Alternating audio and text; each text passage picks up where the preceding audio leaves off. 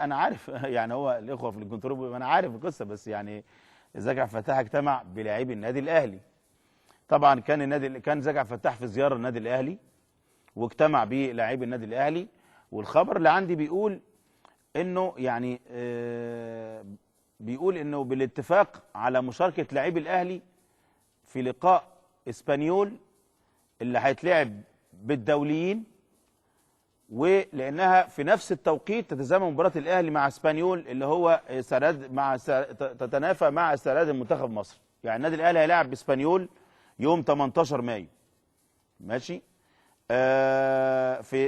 في نفس الفتره دي في استعدادات منتخب مصر لمواجهه موزمبيق. فكابتن زكي عبد الفتاح راح النادي الاهلي عشان يستفسر عن مشاركه لعيبه النادي الاهلي من عدمه.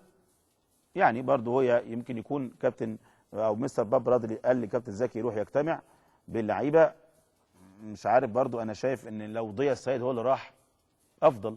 ضياء السيد مدرب عام، ما اعرفش المدرب العام ضياء السيد ولا زكي عبد الفتاح، ما علينا. اخر خبر